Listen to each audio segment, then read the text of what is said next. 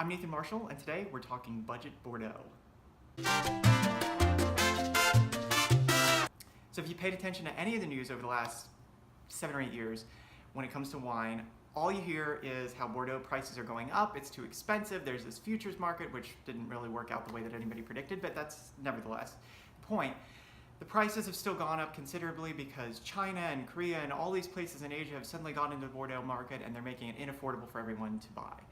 And there is an element of truth in that. The release prices and price you pay per bottle for really top-end producers, things like Petrus, Chateau, Margaux, those have gone through the roof. It's true, they are ill-affordable compared to how they were a decade ago.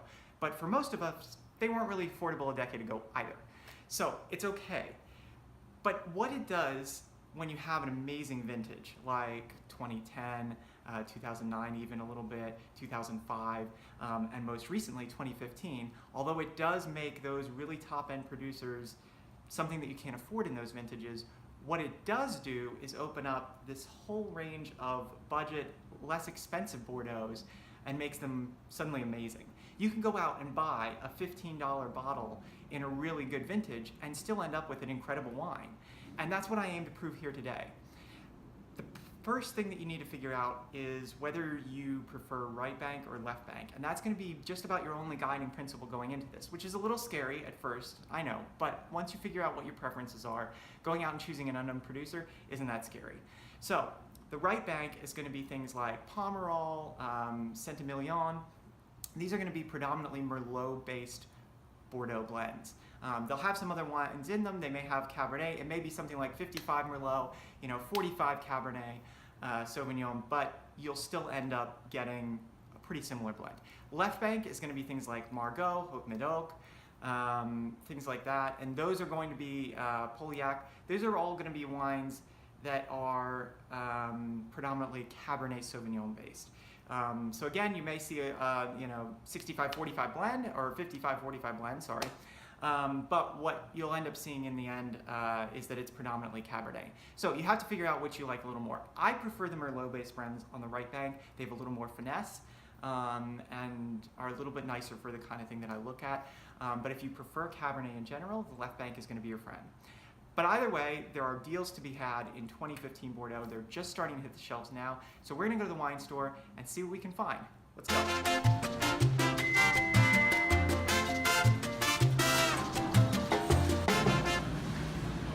Okay guys, so we're here. We're going to take a look and see what we can find in their Bordeaux section. So we've got a couple of different options here. The 2015s are still coming out, so they're going to be a little bit sparse.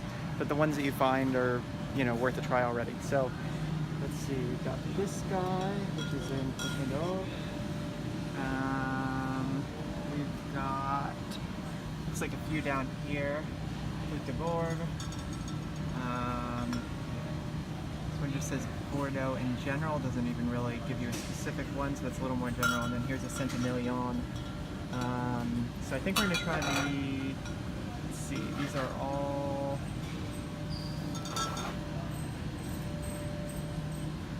from the same importer, it looks like, so that makes sense.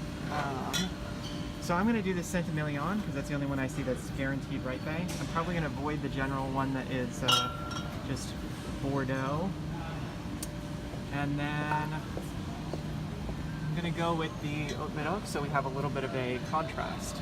So we'll get these back upstairs and decant them and see what we've got going on.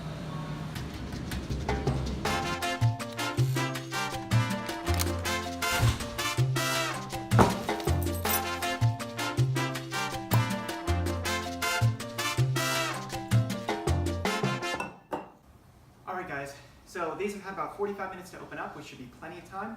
We're going to taste through them and see what we ended up with here. So we're going to start with the right bank, which is, like I said, my favorite. This is a Saint-Émilion.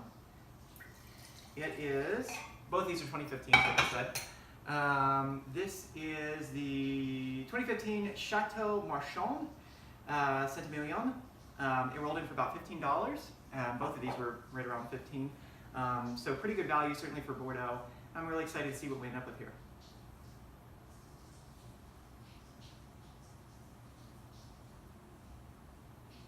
So you definitely get some red fruit and a little gaminess on the nose, which is nice. A little hint of some cedar. Well, maybe more oaky and cedary. A little black pepper. It's kind of nice.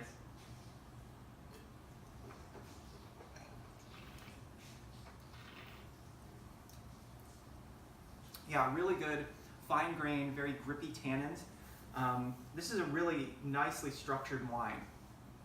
The fruit isn't as bombastic, and it doesn't maybe have some of the complexities of some of the others, but the structure on this more than makes up for that. I'm pretty happy with that. So yeah, interesting. Now let's give this one a try. This is the 2015 Chateau Lieujean. This is a left bank Bordeaux. It is an Haut-Médoc.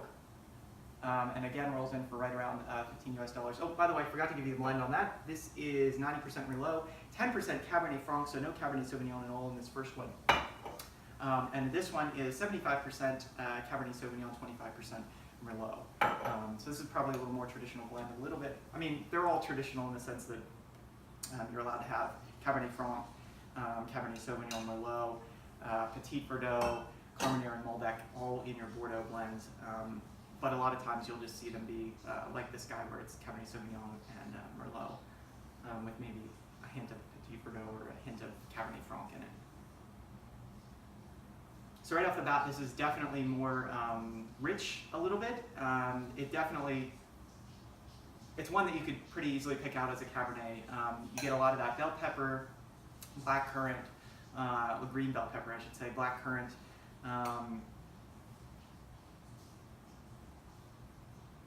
Yeah, that's really nice actually. It's got a nice nose. It has a little bit of black pepper in there as well, a little bit of cedar. Let's give it a whirl.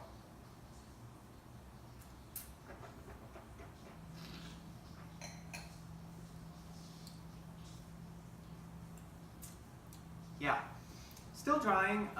The tannins are a little rounder. They're not as firm, and they're not as fine grained as what I get over here on the Saint-Émilion. So the structure may be lacking a little more, but the complexity of everything on the palate and the nose is a little bit better with this wine. It's a really nice wine actually. Both of them are pretty nice. It's just a question of what your preference is. For me, this is probably the winner. I like the structure of it really well, and I like the softer kind of fruit notes that kind of give away to some of the other stuff. This actually has a little bit of a vegetal component, which makes me like it too. Yeah, very nice across the board though. But the point of it isn't that you should go out and find these specific wines. The point of it is that you can go out, pick up a 2015, and if you know kind of where your preferences are to start with, whether you prefer more Merlot or more Cabernet Sauvignon, you're still going to end up with a great bottle. So I hope you enjoy this. Go out, explore, find some wines, and let me know what you love. So till next time, cheers.